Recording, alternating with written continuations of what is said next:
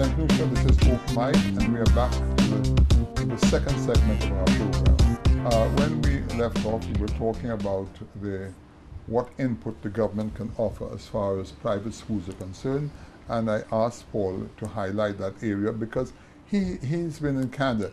He's seen the sort of reaction there is on a governmental basis. I'm just trying to put a few, should I say, ideas together so we can sort of bring the school to another level. Paul.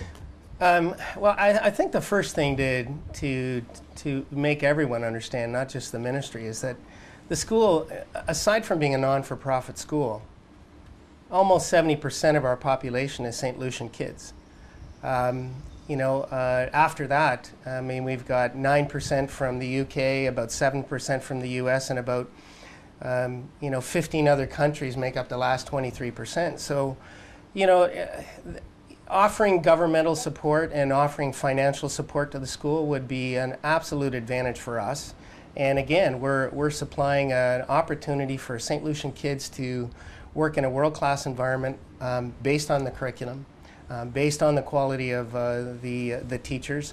Ontario and New Brunswick teachers and teachers throughout Canada are recognized internationally and are sought after. So I think for us, what we look for is to continue to have some financial stability and a comfort level that we can continue to offer the quality of the programs that we have. Now, tell me something. Have you noticed that we have a couple of medical schools on the island? Yeah. Yes, I think the Atlantic Medical right. School is one, and a couple of them in the south of the island. We have the Spartan, which has been here for some 30 years, and it has, I think, some 200 students today. But my concern about that is that they haven't grown significantly and sufficiently enough, because the Prime Minister actually wants to make the South like a university town. But the feedback I'm getting is that what has been promised has not been forthcoming quick enough. And unfortunately, at the end of the day, finances dictate the end result of everything. When I look around at St. George's in Grenada, 7,000 students. Dominica has 2,000 students at the Ross University. And Antigua and St. Kitts, which started after it, both have 1,000 students each. And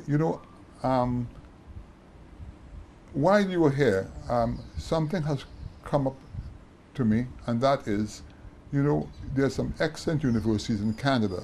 And because of our association with Canada for the last number of years, if we can get a group of people together and do something significant, do you think there's any chance at all of one of your universities having a sub-university here? Because the important thing for a university is to get accreditation. Just like your school, you have given an assurance to the students and it has worked where they get into university. That's what you call confidence building, and you have done it, okay? I mean, I've got the feedback from several parents who are really happy with what you're doing at the international school. Okay. So on that score, can you just give me a little feedback as to what can be done if we can get our own house in order down in St. Lucia? Well, it's a loaded question, but that's okay. I think, universities in Canada are typically always looking for connections internationally. That's the first thing. Okay. There are schools, Carleton University, for example, is in Ottawa, is connected with universities in the southern states United States with regard to marine biology and fisheries.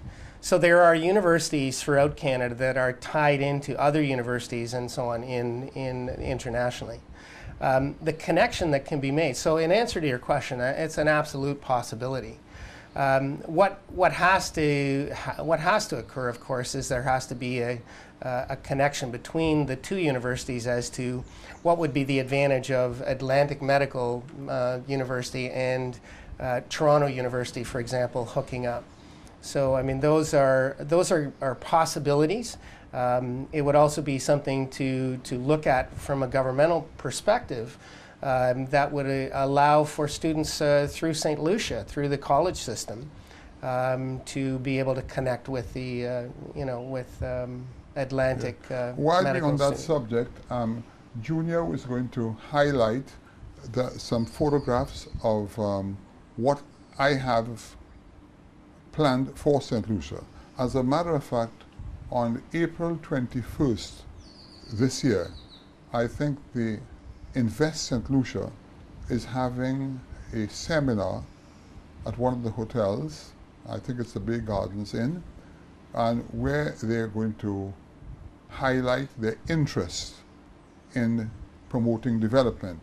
Now, I have been, long before you came to St. Lucia, I've felt for the last 15 years that we definitely want a proper university. Now, when I say proper university, I'm not decrying what's going on here as far as numbers are concerned. As a matter of fact, I only heard yesterday that the Atlantic Medical School probably will have some 100 students, if I'm not mistaken, or maybe a bit more. And that is good news. But I think what we need is, the question is, we want a proper facility, and Junior will be showing us, the public, what we intend to do, where we can, we'll have to have at least 1,800 students.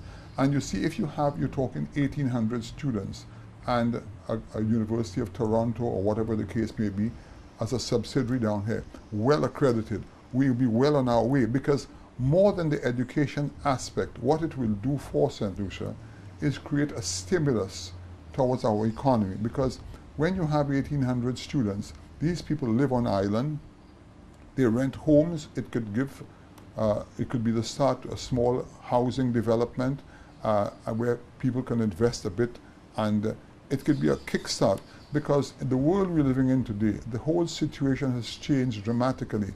It is not business as usual. The businesses that used to flow, they're not, I wouldn't say they're non-existent, but they're slowly going out of business because of the vast speed of technology. The ordinary person doesn't understand today that when you, for instance, it started many years ago with a voicemail in an office. Look at how many people have been sidelined, Mm-hmm. And the list goes on and on. You have robots in different countries where technology is being produced at a cheaper rate. So we are in what you call a global economy today. And we have to start thinking outside the box. And that is what has been my, should I say, my thoughts for a number of years. And you coming from Canada, I thought there's no better person now. I don't say you have all the answers, but you could probably give us some insight of, if I did what I'm planning to do, what is the best route, how it should be pursued? And sorry, the best route with regard to moving... Yeah, in other words, based on what we have done so far with the international school, right. Now we can, if we have a proper facility offered down here, who should we contact, say, in Canada, or what would be the channels? Well, I'm not an expert in that area for sure, because right. I don't have the connections with the universities. But, what has to be done is the research to look at the different universities and what courses they offer. Yes. And then ministry or business or whoever can contact the universities to see if there is a possible connection that can be made. But from the little that you know, yeah. If these facilities were available, you think that these universities would in fact be disposed to looking at it? They would look at it if they saw it as as an extension of their own program. Right. So if, for example, the University of Toronto offers a medical program where they move their students into the various aspects and disciplines of medicine, they may have some that prefer to look at it from a technical perspective. Yeah. So they could move their students to do a semester or 2 semesters, yeah. or a co-op, as we call it in Canada. But a question for you, Paul. Right now, that's the feedback that I get, that most of the universities are overbooked. In other words, there aren't enough places. Is that correct, or am I right, or am I wrong? Again, I'm not You're an not too expert sure. on that, but Yeah. I think that there are universities that are shy of positions, for different disciplines, and there's others that are way overbooked. And our teachers' colleges in Canada, for example, are having a 2-year program now. So, there are a number of students applying for those will be very limited. Yeah, you see, and in fact, only recently I was watching a program on CNN, and they said I think it was like 80,000 students could not get admission into the schools. Yeah. And you see what has happened, you know very well, Canada and America, it is expensive to live in those countries. Mm-hmm. And hence the reason why if we can do something down here, where we can provide the housing and a proper, educational system, we can actually attract Canadians to come down to our schools. Absolutely. St. Lucia, this is Open Mic. We've just come to the end of the second segment of our program. We'll be right back.